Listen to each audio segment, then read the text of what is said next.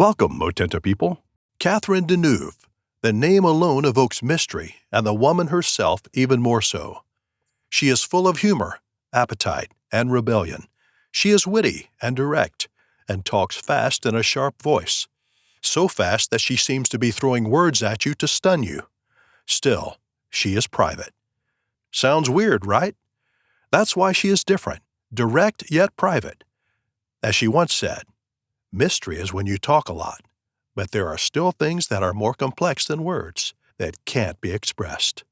Why Catherine Deneuve had to be extremely good at hiding pain? Make sure to watch the video until the end and leave your thoughts in the comments. If you are new here, join our wonderful community by subscribing to the Motenta's channel.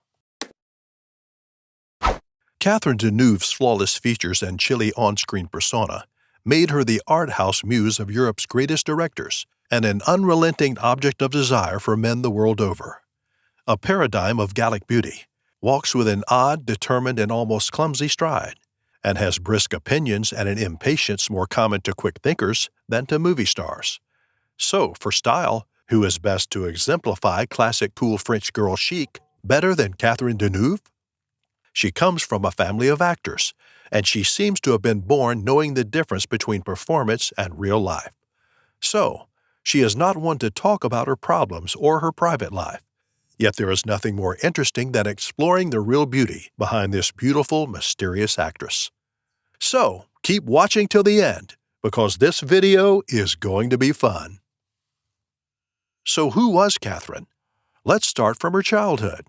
She was the third child of 4 daughters and was born on October 22, 1943, in Paris, France, to stage actors Maurice Dorléac and Renée Deneuve. Catherine was closest to her sister Françoise. Only 19 months apart in age, the two were nearly inseparable. Mr. and Mrs. Dorléac were strict and sent their daughters to Catholic school. Catherine later rejected the faith, but credits the early education for her strong, if conventional, moral foundation that helped her navigate the difficult waters of stardom. Growing up, Catherine dreamed of being just about anything other than an actress. She aspired to be a graphic artist, an interior designer, or even an archaeologist, but never an actress. When she was offered a bit part in Jacques Poitrenaud's 1960s film The Door Slam, the 16-year-old agreed not out of ambition, but curiosity. Though Catherine would eventually become an international film star and fashion icon, it was Françoise who first found fame as an actress. Maybe her sister's success was a major reason why Catherine didn't initially pursue an acting career herself. The outgoing, vivacious, and beautiful Françoise seemed a born star, while the quieter, more introspective Catherine was convinced that she was just a pale reflection of her older sister, whom she admired, adored, and respected without being jealous. But eventually, it was Françoise who convinced Deneuve to audition for the part of her sister in the feature film Les Portes Cloquet. The experience did little to convince the shy teen that she wanted to make acting a habit. Despite her indifference, success came quickly. If that was not enough to persuade her, then an encounter with a famous French director would. Roger Vadim, former husband of famous French sex kitten Brigitte Bardot and American actress Jane Fonda, was known as a bit of a Svengali with a reputation for attracting beautiful younger women, despite his own peculiar visage. Stunning and only 17 years old, Deneuve fit Deneuve's requirements perfectly. He was 32 years old when he began romancing the teenage starlet, so it was not long before Deneuve left the close-knit confines of her parents' home to live with a possessive director. Deeply in love with Vadim, she dyed her naturally brown hair blonde, of course to please Vadim, but luckily that decision cemented her destiny as one of the most sought-after yet elusive blonde goddesses in French cinema history. In 1963, Vadim directed Deneuve in the disappointing Le Vice et la Vertu, in which the still-green actress gave a rare bland performance as Justine, the beacon of innocence and virtue versus evil, in a script loosely inspired by the Marquis de Sade and set during the German occupation of Paris in 1944. While there was no shortage of starring roles with world-renowned directors, what about Deneuve's personal life? It wasn't smooth at all. She was just 19 when she found herself pregnant with Vadim's child. Just months after giving birth to their son Christian, she broke up with Vadim. Can you imagine a 19-year-old girl facing the daunting task of raising a child as a single mother in that conservative era? In an ironic twist of fate, her real life began to resemble her art, as Deneuve soon began filming The Umbrellas of Cherbourg, portraying a young girl who enters a loveless marriage with a rich man after she is left pregnant and alone when her boyfriend is sent to war. Well, she was an independent thinker and a strong, responsible mother, but the experience of portraying her own struggles in her performance suddenly provoked within her a profound passion for acting. Her character as a paranoid schizophrenic in Repulsion was just more proof that Catherine is not an ordinary movie star.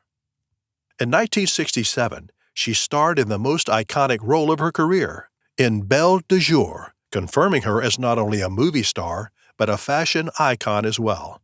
That same year, she co-starred with her darling sister Françoise d'Orléac in The Young Girls of Rochefort. Directed by one of her favorite filmmakers, Jacques Demy. Sounds like a landmark year, right? But wait, it was also the same year when she suffered an unspeakable personal loss. Her beloved older sister, Françoise, was killed in a fatal car accident on the French Riviera at the age of 25. Obviously, Deneuve was devastated, but despite her grief, or perhaps because of it, Deneuve barely paused to catch her breath in the wake of her sister's death, working continuously. Or maybe she was extremely good at hiding pain. Though Deneuve found Spanish director Louis Buñuel difficult to work with the first time, she wisely re-teamed with her Belle de Jour director in Tristana. Yet again, she expertly portrayed the innocent beauty exploited by a lecherous older man. However, unlike in Belle, this time her character achieved independence and eventually exacted revenge on the man who exploited her. Critics raved and the film garnered an Academy Award nomination for Best Foreign Language Film. With her career at its peak, Deneuve shifted focus to finding true love, someone who could love her for her and not the larger-than-life Venus on the screen. Never suffering from a shortage of male companionship, Deneuve was pursued relentlessly by all manner of men, though getting a relationship to stick was another story. Catherine herself humorously noted that her one marriage was to a man she didn't have children with. English photographer David Bailey photographed the reluctant Catherine for Playboy in 1965.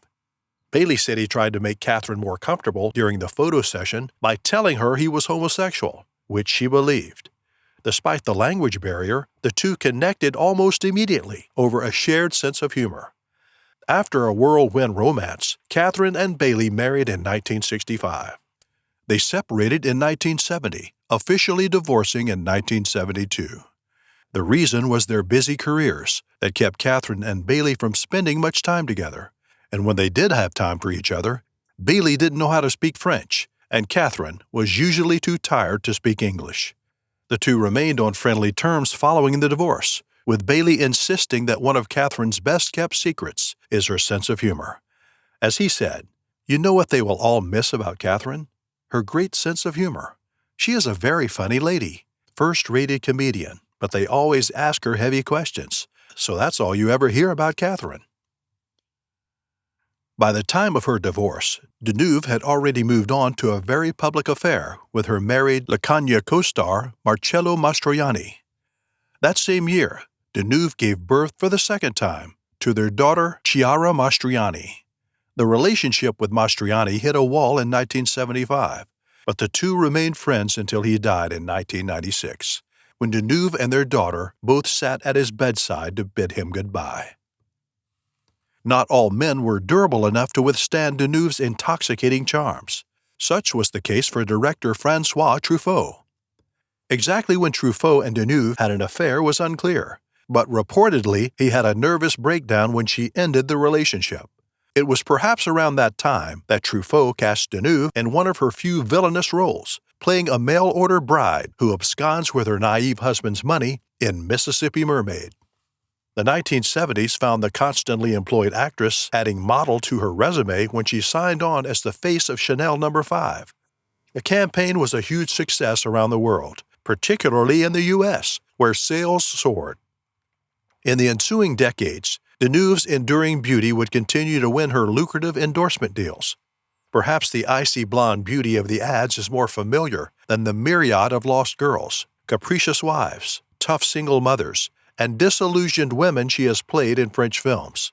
She has set style trends and has been the face of countless fashion houses over the years. Her most celebrated fashion impact is a muse in Yves Saint Laurent.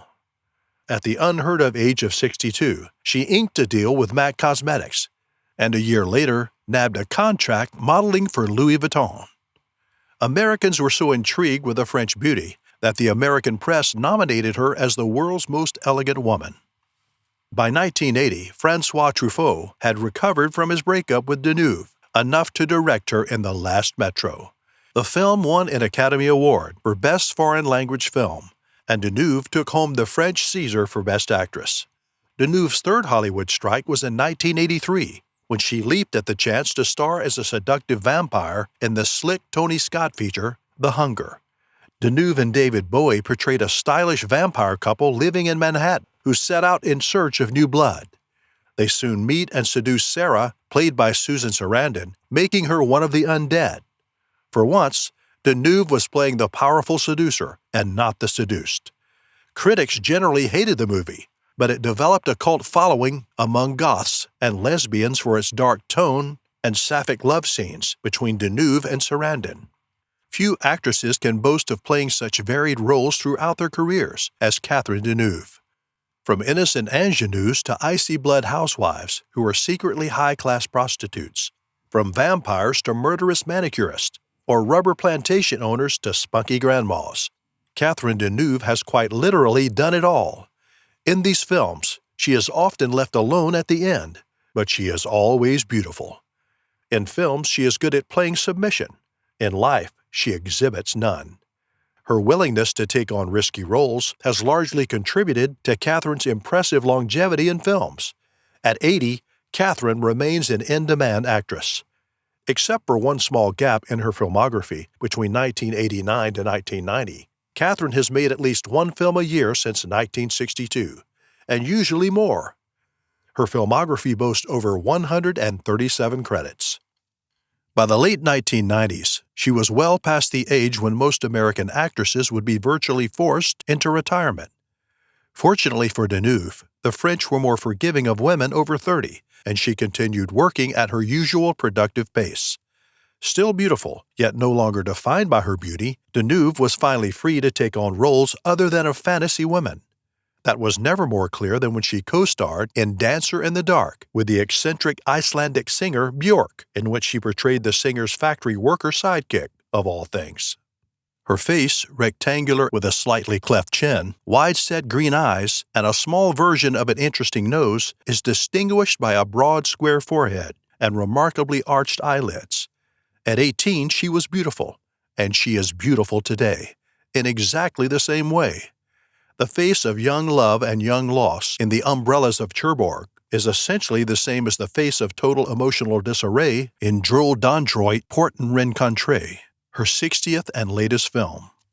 From the outset, there was harmony in the way her features hung together, and there is luck in the way that they have stayed in the same relationship with one another over almost 30 years of public scrutiny. The camera, as they say, is in love with her, but in person, you find as the hours go by, she's more beautiful. Catherine, who was named the most beautiful woman in the world, is gracious about the title, insisting that countless other women are awarded the same compliment and that she's really just like everyone else. She is also very honest about the work that goes into her flawless look. She humbly shared in 1992, "I get and have to exercise. Having to be that beautiful person physically takes effort. It doesn't come naturally." When once asked which of her perfect features she feels is the most beautiful, Catherine comically replied that it would have to be her left ear. Such honesty and humor make the impossibly beautiful Catherine somehow relatable. Her timeless look, whether wearing Yves Saint Laurent in 1967 or modeling for Louis Vuitton in 2017, continues to inspire and influence the fashion world today. It seems Catherine Deneuve won't be slowing down anytime soon. Unlike most stars of Deneuve's generation, the legacy of this active, beautiful, talented, private, fashionable, and enigmatic cinema legend is still being written. But yes, her very personal life still remains a mystery because of the fact that Catherine values her privacy more than anything. In fact, at the age of 18 and on the brink of stardom, she hired an attorney to protect her name from the stories and rumors that constantly surround film stars. Smart move, right? She tells an interviewer, for instance, that she likes to cook, but then refuses to share what her favorite things to cook are, deeming that information much too personal. But there are other reasons why she remains private. Catherine believes that sharing her private life could violate the privacy of others. For Catherine, her story isn't exclusively about her. Others could be hurt if she were less reserved. Another reason Catherine chooses not to disclose much of her personal life is fear of her words being misinterpreted. And Catherine is also wisely aware that not telling all only adds to the Deneuve legacy and mystique. As she said, "Of course you would want to read it if you had it, but I also think that you would be terribly disappointed, wouldn't you?" Catherine Deneuve was praised as the most elegant lady, but not everyone is so praised by Hollywood. Was Lucille Ball hunted as a Salem witch? Let's find out.